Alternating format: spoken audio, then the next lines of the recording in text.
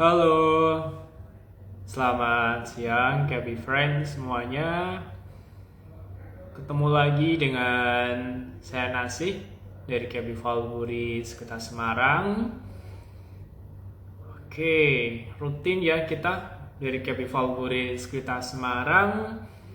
Setiap hari Senin ada review dan juga stock pick yang nanti kita akan membahas bagaimana dinamika market selama seminggu yang lalu dan juga pastinya dari dinamika tersebut apa aja nih saham yang menarik yang bisa Cappy Friends perhatikan. Nah, kali ini Cappy Valbury Sekuritas Semarang akan berkolaborasi dengan Pak Afif. Beliau dari teknik analyze dari Cappy Valbury Sekuritas. Dan pastinya nanti Cappy Friends kalau ada pertanyaan jangan ragu, bisa langsung aja tulis di kolom komentar seperti itu. Oke, sebelum dimulai, disclaimer on dulu bahwa perbincangan siang kali ini baik untuk untung maupun kerugian menjadi tanggung jawab Cappy Friends masing-masing seperti itu. Oke, langsung aja kita ajak join Pak Afif untuk siang kali ini. Nanti kalau Cappy Friends ada pertanyaan, jangan ragu ya, bisa langsung aja tulis di chat, di komen seperti itu. Oke, kita ajak Pak Afif untuk kolaborasi IG Live siang kita kali ini.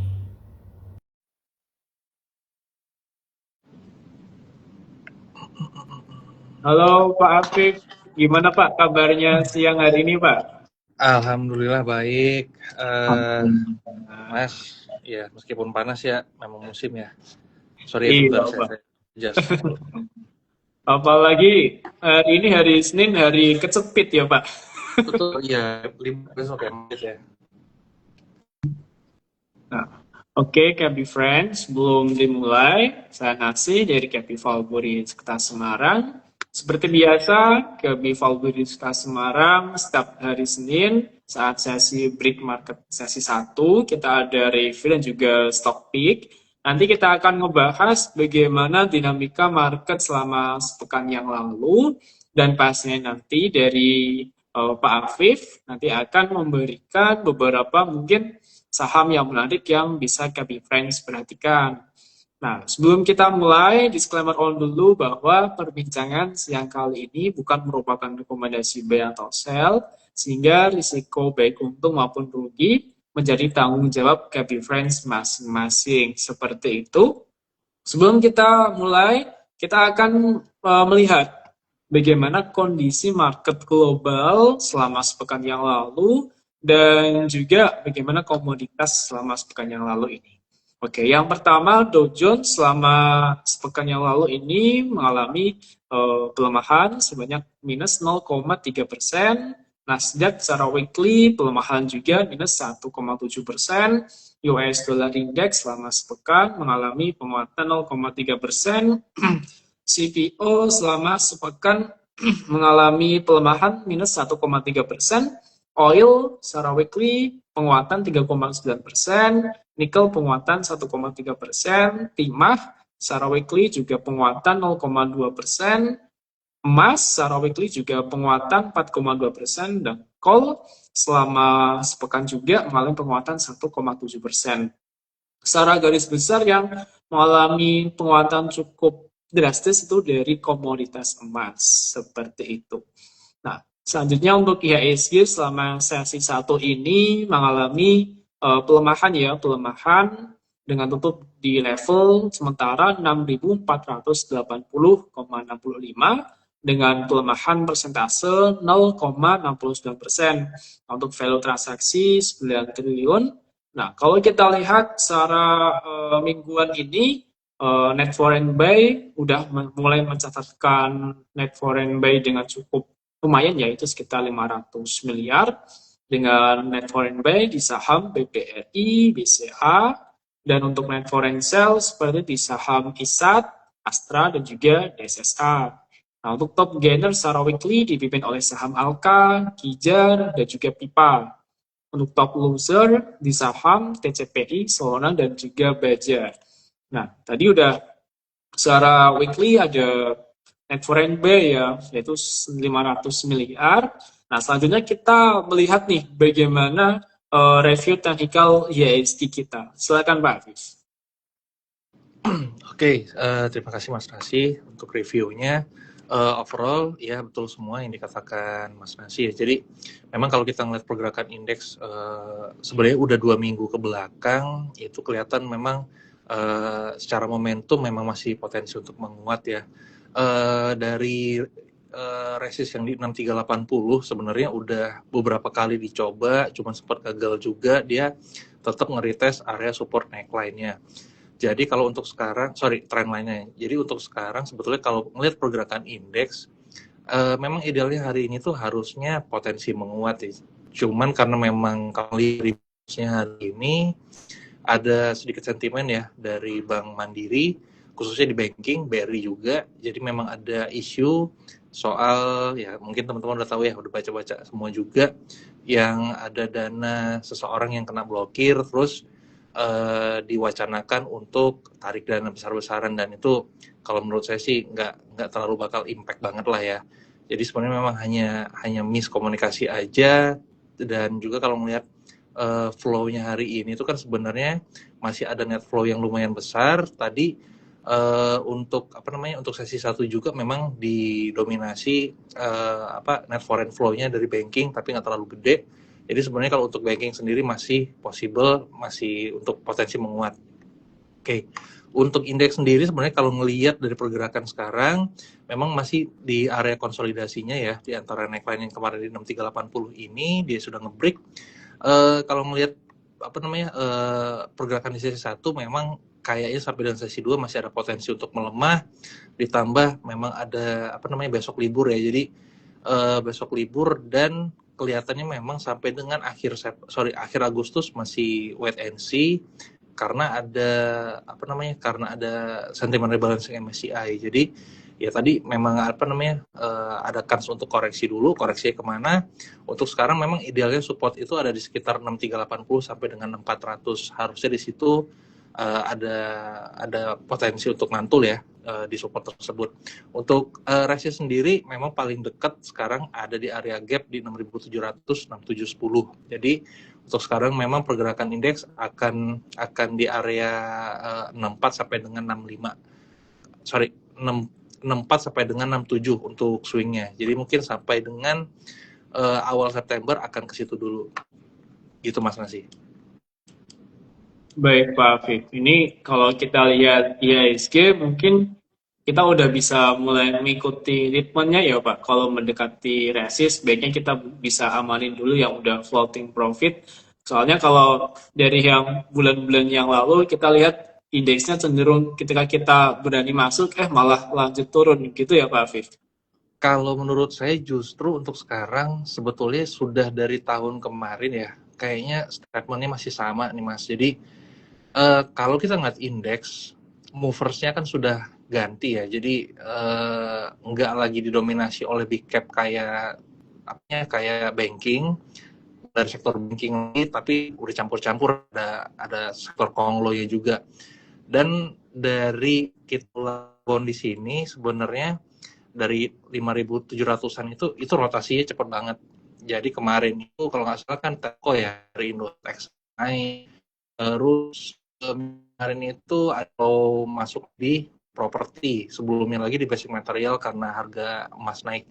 Jadi kalau melihat pergerakan indeks sebenarnya kalau kita ngelihat mana yang akan potensi untuk berimbas pada indeks itu sendiri, jadi balik lagi mendingan melihat sektornya aja. Kalau kita ngeliat indeks agak bias, karena sekarang kan kemarin hari Jumat ada flow di banking, hari ini drop, akhirnya ikutan drop. Tapi sebenarnya kalau kita ngelihat dari sektor yang lain masih kuat nih, basic material khususnya ya, aman, itu masih di area resist juga, itu menarik kalau break. Jadi masih ada masih ada lawannya lah. Kalau misalnya memang banking turun, masih ada dari sektor lain buat nahan gitu.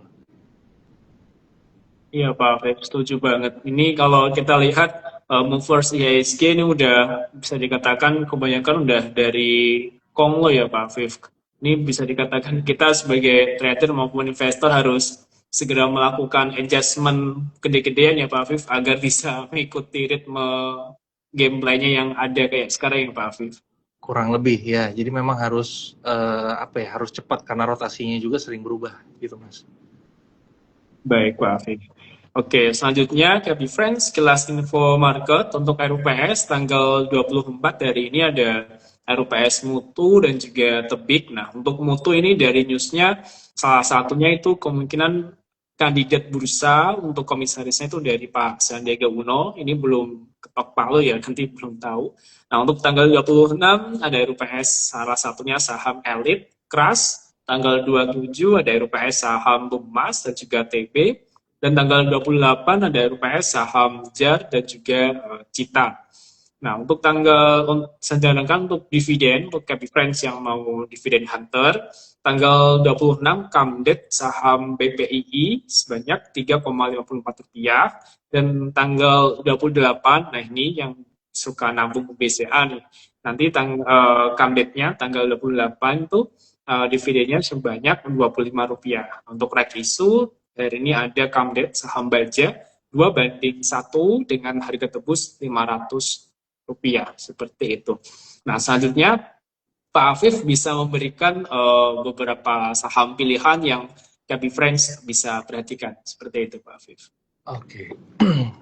Oke, untuk beberapa saham ya yang menarik, at least ya mungkin sampai dengan minggu depan. Jadi kalau kita melihatkan sekarang tadi seperti yang saya katakan sebelumnya, memang secara sektoral idealnya untuk sekarang kita cari yang lagi ada flow ya. Jadi secara flow yang lagi rame di mana, terus kemudian secara pattern lagi coba untuk nge-break dan nge-retest. Jadi kalau misalnya memang dia sudah nge-break ya kita cari pullback-nya di area support untuk entry.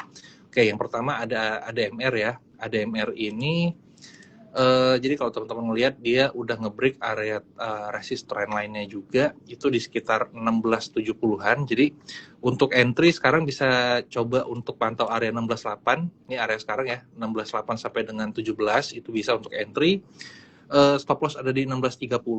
Kemudian untuk target pertama ada di sini ya, sekitar 1770-an TP1-nya. Kemudian TP2-nya ada di 1850 sekitar sini. Oke, yang pertama ada DMR. Kemudian yang kedua ada Harum. Nah, ini Harum udah nge-break kemarin dan lagi pullback. Sebenarnya dia udah nge-break area apa namanya neckline-nya di sini ya. Konfirmasinya di 890 dia udah break dan sempat tuh area 890-nya tadi pagi. Cuman memang ada rejection di resist EMA 200. Sebenarnya harusnya kalau secara momentum harusnya mampu nge-break area resist tersebut. Nah, untuk Harum sendiri berarti sekarang 900 sampai dengan 910 untuk area entry-nya. Untuk stop loss ada di sini di sekitar 860 stop loss-nya ya. Untuk target pertama ada di sekitar sini ya. Di sekitar 950, di sini 950. Terus target keduanya ada di resist psikologis di 1000 di 1000. Kemudian yang ketiga ada Indi. Ini juga sedang coba untuk nge-break ya. Jadi ini agak mirip-mirip, ada beberapa yang mirip-mirip polanya. Dia ada rejection terus nih dekat-dekat area resist ini.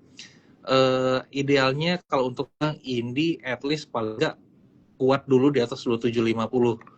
Kalau misalnya memang bisa close di atas 2750 ada potensi untuk lanjut. Nah, jadi bisa untuk spekulasi untuk Indi, untuk area entry-nya ya tunggu aja retrace di 265 sampai dengan 2700 entry-nya ya.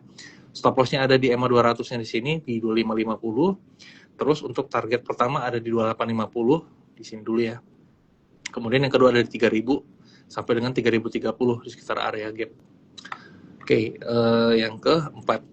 Nah, ini sebenarnya ada sentimen, tapi memang baru akan jalan itu 2027. Jadi, semua yang related dengan CPO itu berbagus kemarin ya.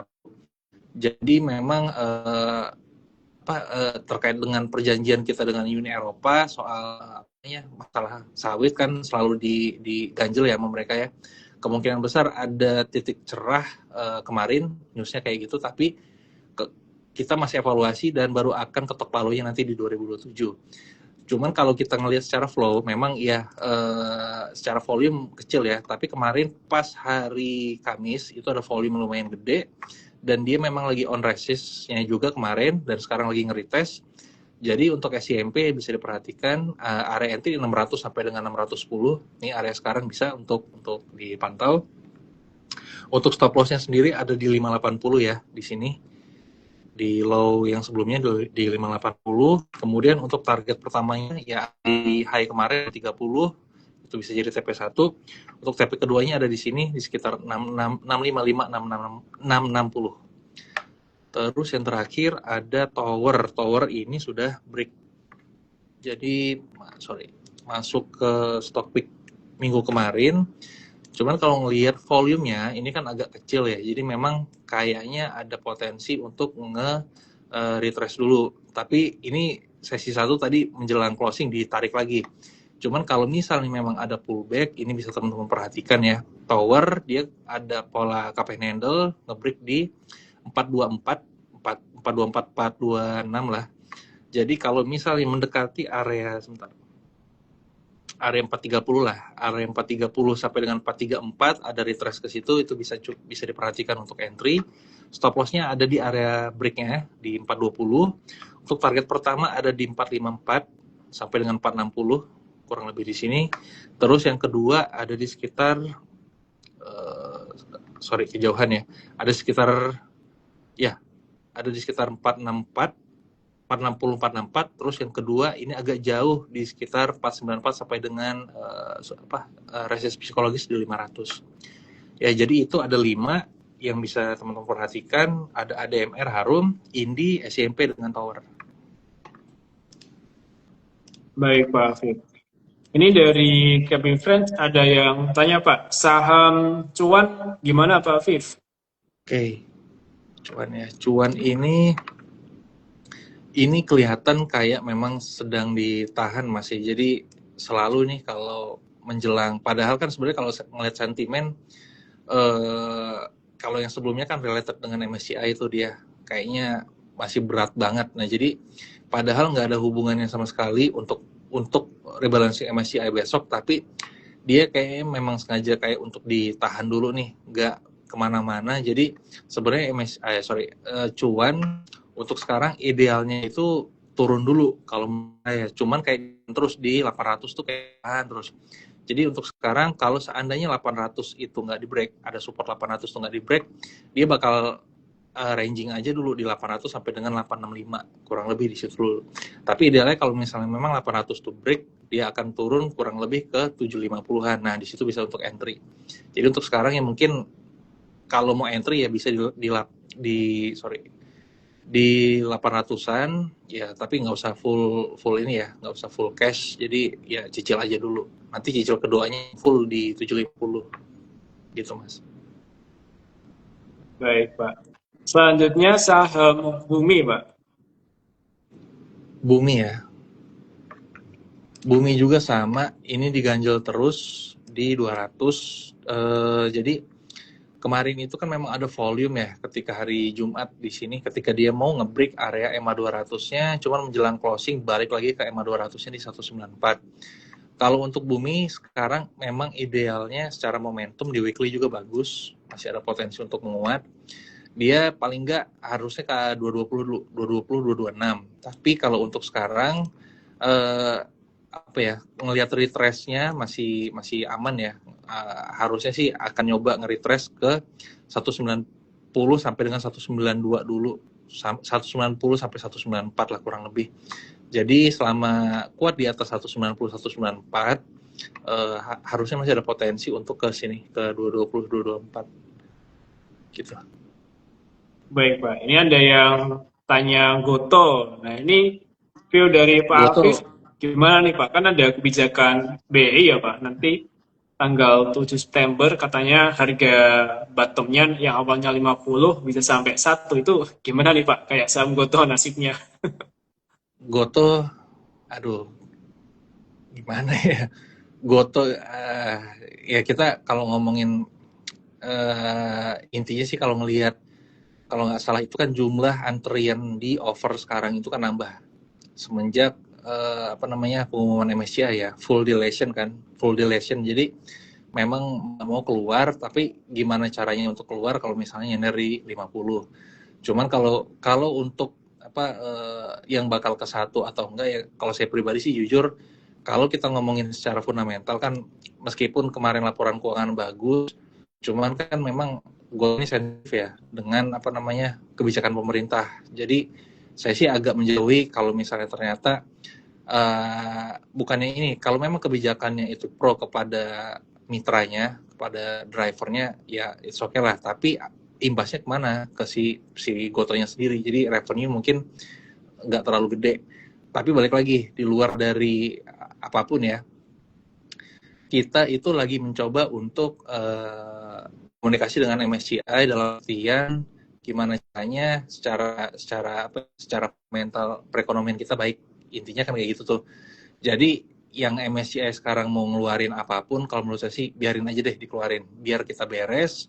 Habis itu ya udah kita pakai power retail aja gitu Mas. Jadi kalau kita ngarepin asing dari kemarin kan kayaknya bikin nggak enak ya, dikit-dikit di delete, dikit-dikit jadi dikasih apa rating turun segala macam.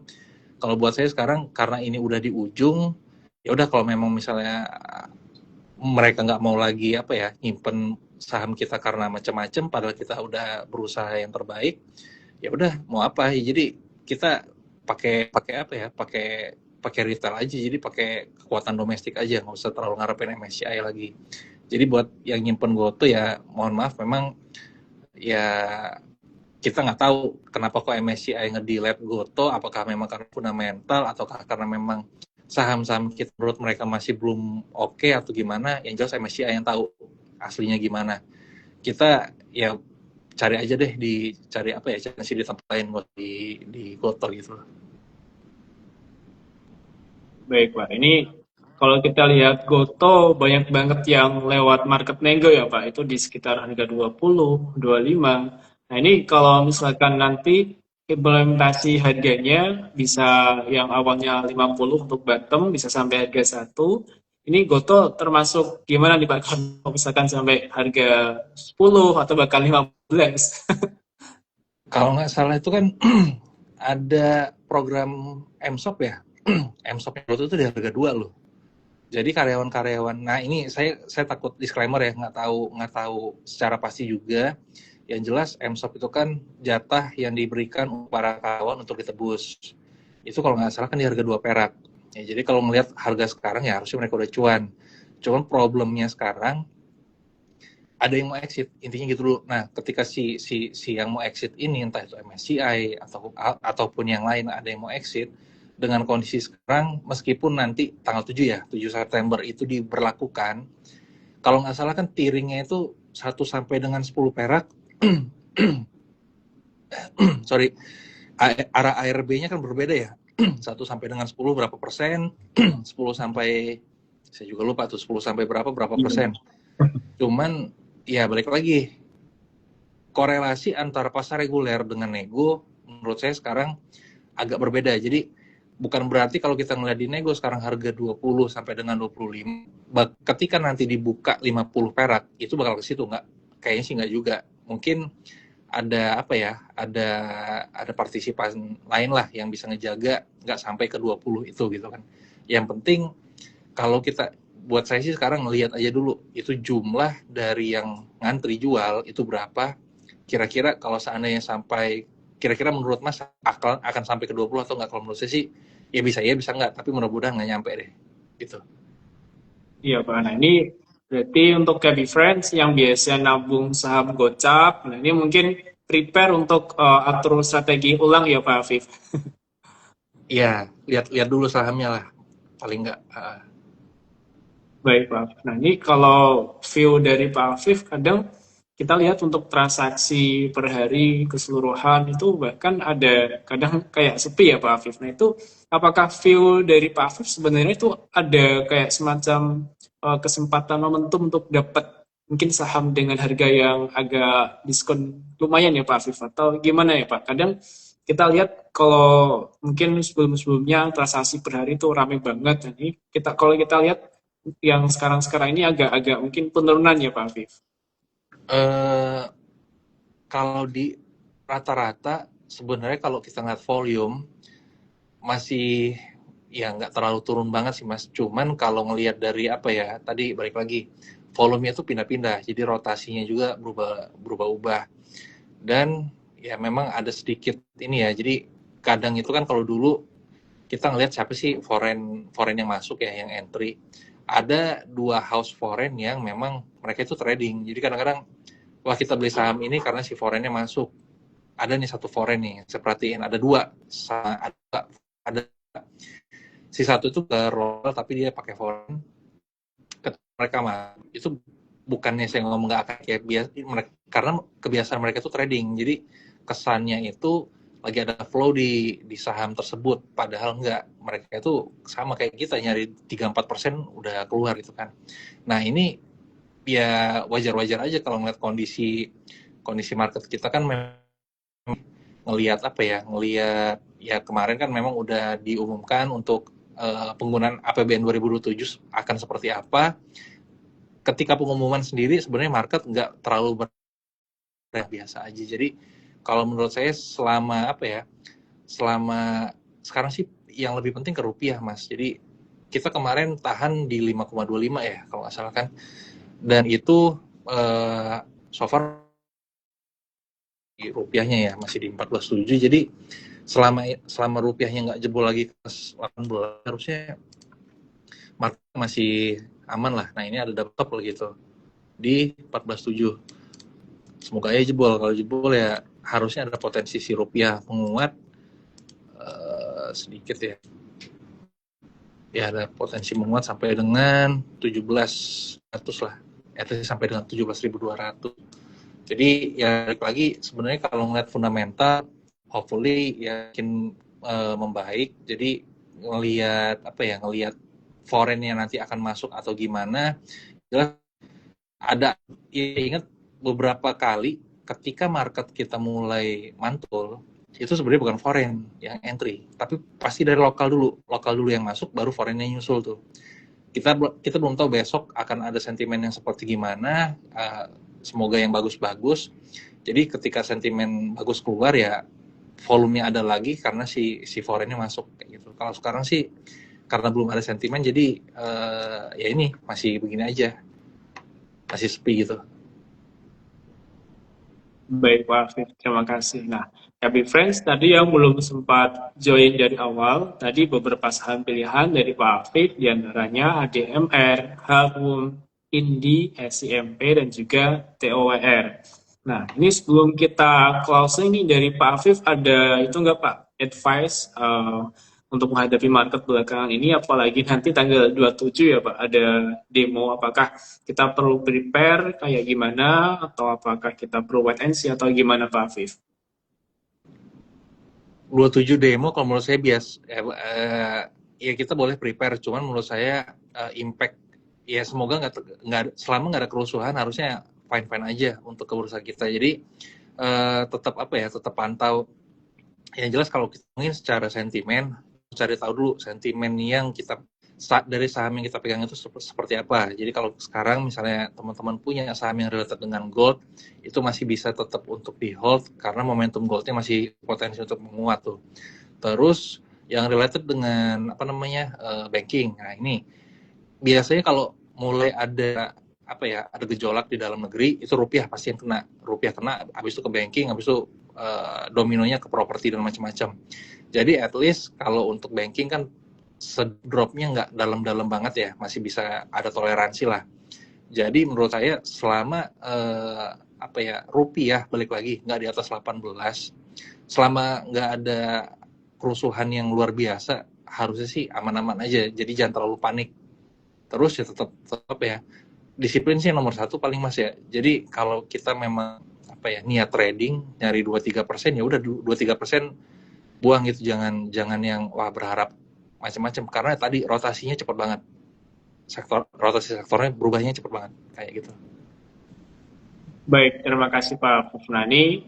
Tadi Pak Afif ngasih saran untuk disiplin banget. Kalau emang plannya trading ngincer 2-3% langsung out karena rotasi belakangan ini begitu cepet banget. Kita nggak duga sama sekali tiba-tiba rotasi ini main, besoknya ganti yang lain. Nah, untuk Happy Friends yang belum sempat join, jangan khawatir. Nanti kita akan re-upload di akun channel YouTube kita, Happy Valburi Sekitar Semarang. Sebelum ditutup ada quotes menarik.